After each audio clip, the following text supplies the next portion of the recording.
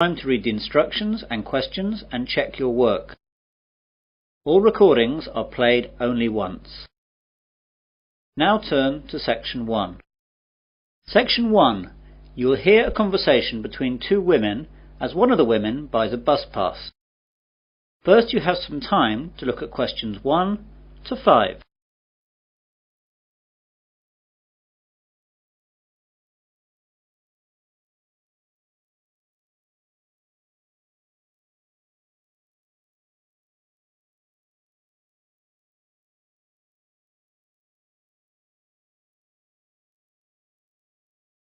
You will see that there is an example. This time only, the conversation relating to this will be played first. Good morning, I'm here to get a student bus pass, please. Of course, madam. Do you want to buy a month bus pass, a 6-month bus pass or a year pass? Oh, just a month pass, please. So, 1 month is the correct answer. Now we begin. You should answer the questions as you listen, as the recording is not played twice. Listen carefully to the conversation and answer questions 1 to 5. Good morning, I'm here to get a student bus pass, please. Of course, madam. Do you want to buy a month bus pass, a 6-month bus pass or a year pass? Oh, just a month pass, please. Right then. I'll just have to take a few details. Yes, of course. First of all, what's your name? Natalie Jameson. And how do you spell Jameson? Jameson. Thank you. And what's your address? 45 Forest Avenue, Newlands, Adelaide. Is that Forest with 1 R or 2 R's? Just one. And what's the postcode, please? Oh yes, it's 8490. Thanks. Now, what's your date of birth, if you don't mind me asking? Not at all, it's the 13th of May 1982. I also need to know your telephone number here in Adelaide. OK, I just need to check that as I only moved here last week. Now where is it? Here we are. It's 6249 7152. Do you need a code or anything? Oh no, that's okay, thank you. Can I see your university card, please? Yes, here it is. Good, that's fine. Now, for which zone do you need a pass? Well, I'm not sure. I was hoping you'd be able to help me as I don't really know my way around here yet. As you know, I live in Newlands and I have to get to the university campus in the centre of town every day. Well, the university is in Zone 1 and Newlands has 2 zones. The side nearer to the town centre is Zone 5, but the far side is Zone 6. What road is it that you live in again? Forest Avenue. Let's see on this map. There it is. The nearest bus stop is in Zone 5. That's lucky. Zones 1 to 6 are $15 more expensive. Great. Make the pass out for Zones 1 to 5 then, please. Before the conversation continues, you have some time to look at questions 6 to 10.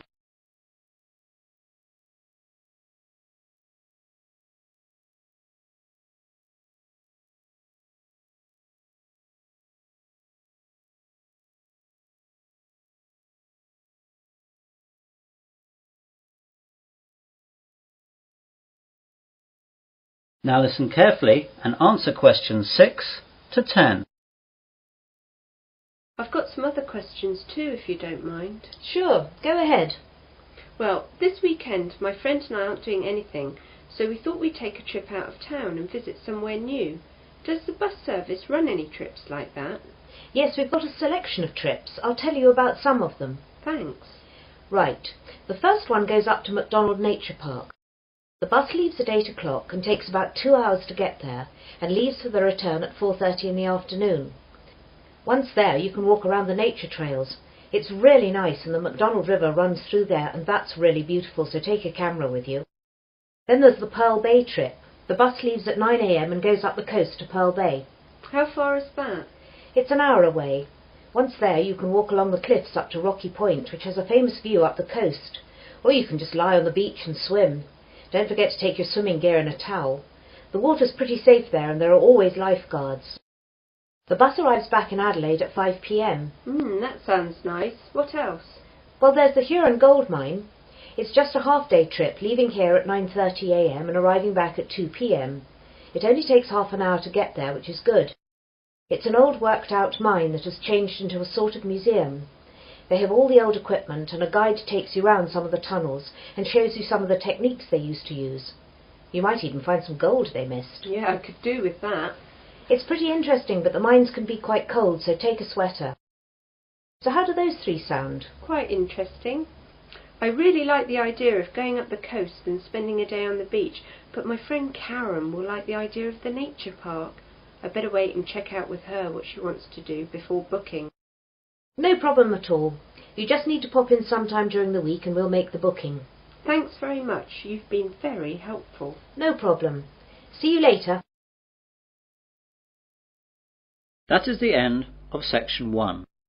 You will now have half a minute to check your answers.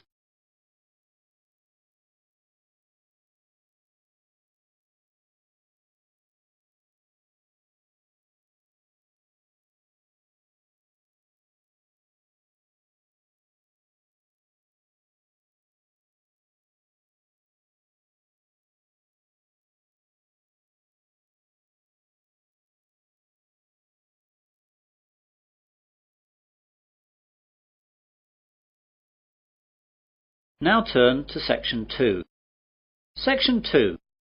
You will hear a radio presenter interviewing a man about the Sydney Harbour Bridge. First, you have some time to look at questions 11 to 16.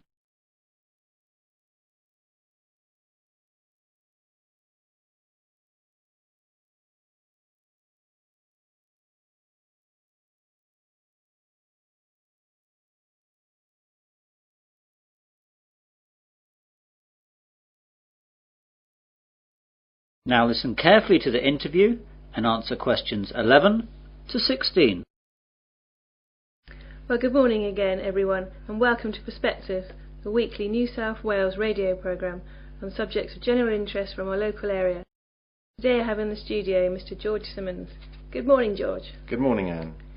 So what are you going to talk to us about today, George? Well, for people from New South Wales, and particularly Sydney, this will be of great interest, I hope. I'm going to tell you a little about Sydney Harbour Bridge. Wow, that'll be so interesting. I think so. To start with, I'd like to tell you a little about the size of the bridge. The arch span is 503 metres, and the weight of the steel arch is 39,000 tonnes. The summit is 134 metres above mean sea level, though it can actually increase by as much as 18 centimetres on hot days, as the result of steel expanding in heat. The two pairs of pylons at each end are about 89 metres high, and are made of concrete and granite.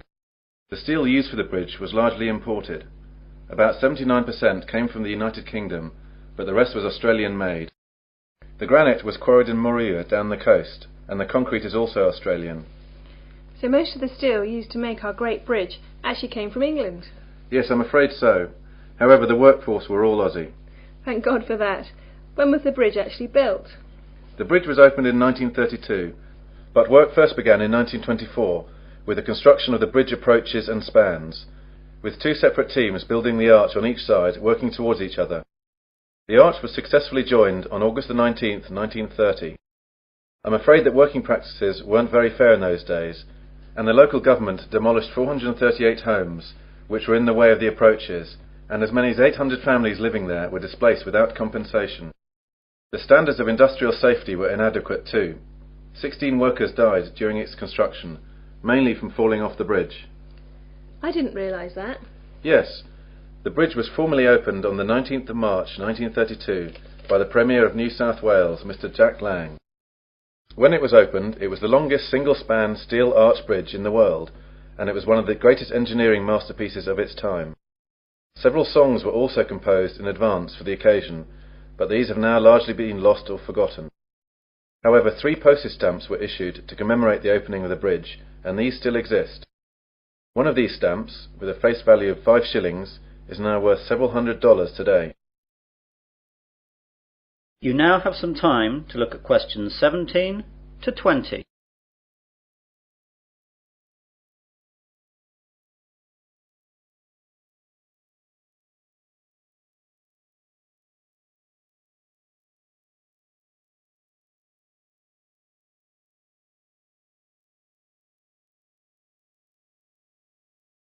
Now listen to the rest of the interview and answer questions 17 to 20. So that's the history of the bridge. Is the bridge still the same today as when it was built? No, it's quite different. The basic structure is the same, of course. Originally, the bridge was constructed to carry a road, 2 sets of tram lines and railways. In 1957, the 2 tram lines were removed when Sydney abolished its trams, thus giving the bridge 2 more traffic lanes. Today it carries 8 traffic lanes, 2 railroad lanes and a footpath along its eastern side. One of the eastern traffic lanes is now a dedicated bus lane. The bridge is often crowded, and in 1992 the Harbour tunnel was opened to help carry the traffic load. More than 160,000 vehicles cross the bridge each day. Before the Harbour tunnel was opened, this figure was as high as 182,000, and would be much higher today if it were not for the tunnel. Pedestrians, horses and push bikes are not allowed on the bridge anymore. Wow! The bridge actually carries that much? Oh yes. Actually, before the Harbour Bridge opened, it was completely packed with railway carriages, trams and buses to stress test its load-bearing capacity. While it has had many traffic jams since, and 500,000 people walked across it on its 50th anniversary, it has probably never been asked to carry that much of a load since. Amazing! And I suppose the toll for crossing the bridge has changed a bit too? I'm afraid so. The initial toll charged for a car was 6 pence, while a horse and rider were charged 3 pence. Today the toll costs $3, but is only charged when travelling to the south as an efficiency measure to speed up traffic flow. That is the end of section 2. You will now have half a minute to check your answers.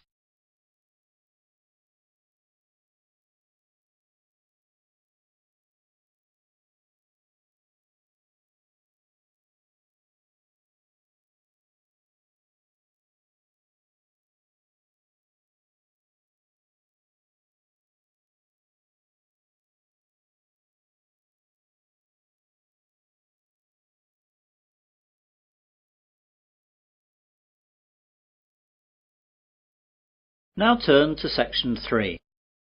Section 3. You will hear 3 students discussing a survey they are going to do. First, you have some time to look at questions 21 to 27.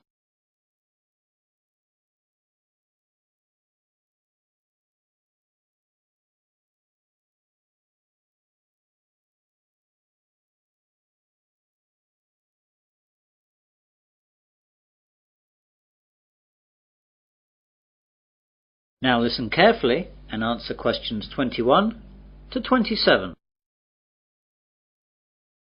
Hi Mel, hi Laura, sorry I'm a bit late.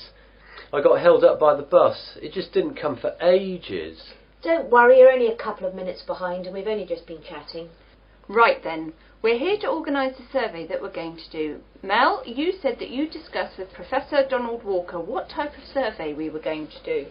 Yes, I spoke to Professor Walker 2 days ago, and I told him that the surveys we were considering were a telephone survey, a street survey and a mail survey. He thought that the phone one would be too expensive for us and the postal one would take too long, so we decided we should do the street one. I think that's right. If we do the street one, then we can get the whole thing done in one day and we can get on with analysing the results. Yes, that's right. Now there are some other things that Professor Walker wanted to know about. How big should the survey be? Well, the ideal figure for a survey such as this should be about 1,000 people, but that will take us about a month to get that many people, and we just don't have that much time. On the other hand, if we just choose 100 people, the survey won't be statistically significant. So what about something in the middle? What about 600? Still too many. That'll take us ages. 400? Let's split the difference and say 500. Okay. And how many questions? If there are too many, we'll just have the same problem. Professor Walker said we should have no more than 10 or people get bored. 10 then? I think even fewer. 8. I think 3 fewer again to make sure we can get the numbers done quickly. OK, I agree with that. I'm not sure, but I suppose so. You now have some time to look at questions 28 to 30.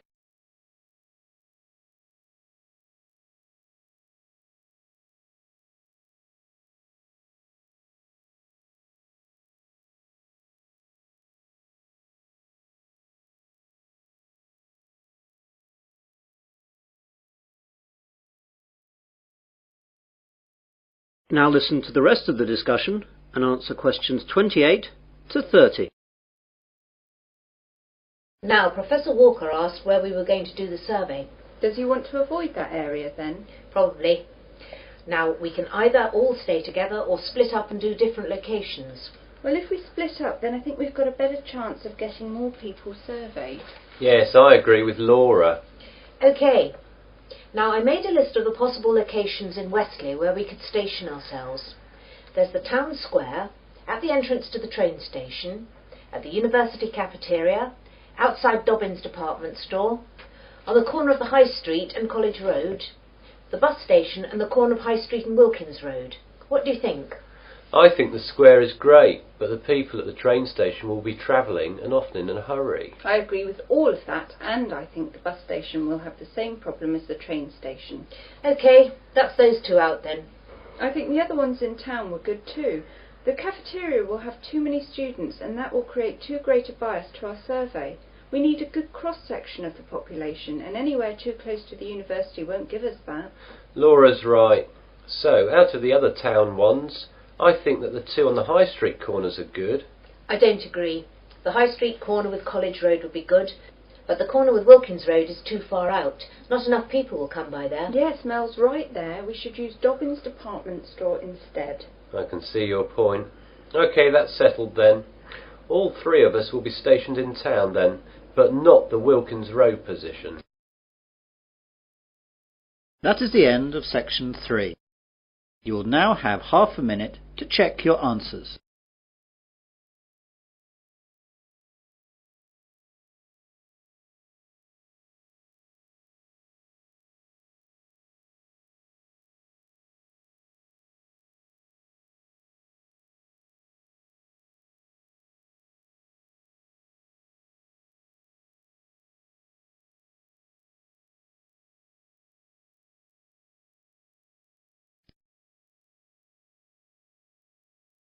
Now turn to section 4. Section 4. You will hear part of a further education marine biology lecture. First, you have some time to look at questions 31 to 40.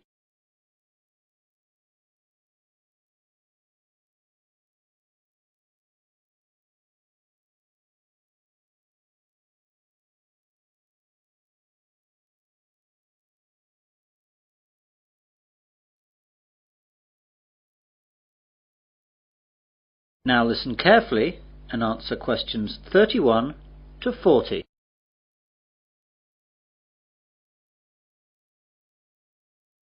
Good morning everyone, and welcome to this further education lecture on marine biology.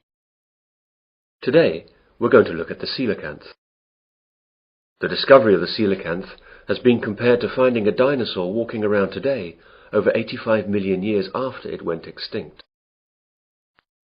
The story began a few days before Christmas in 1938, when the first living coelacanth was discovered off the east coast of South Africa at the mouth of the Chalumna River. The fish was caught in a shark gill net by Captain Goosen and his crew, who, recognizing the bizarre nature of their catch, alerted the local museum in the small South African town of East London. The director at the East London Museum at the time was Miss Marjorie Courtney Latimer, after whom the coelacanth was eventually named. Miss Courtney Latimer offered bounties to fishermen for unfamiliar fish. It was Miss Courtney Latimer who alerted the prominent South African ichthyologist Dr. J. L. B. Smith, who initially identified the fish, and subsequently informed the world about this amazing discovery. This first coelacanth led to the discovery of the first documented population off the remote Comoros Islands between the mainland of Africa and Madagascar. For 60 years, this was presumed to be the only coelacanth population in existence. Originally, it was a concern that the coelacanth might have a very limited range, and that overfishing along the Comoros Islands might wipe it out. However, scientists were amazed when, on July 30th, 1998, an American scientist discovered a coelacanth population in Indonesia. Dr. Mark Erdmann was on a honeymoon trip to the area investigating a coral reef research site when he spotted a strange fish being wheeled into the fish market. He recognized the fish as a coelacanth and snapped a picture before it was sold. Dr. Erdmann's subsequent research revealed that the people from Sulawesi had a name for it: Raja, King of the Sea. The Sulawesi coelacanth colony is about 10,000 kilometers east of where the coelacanths were previously known to occur in the western Indian Ocean.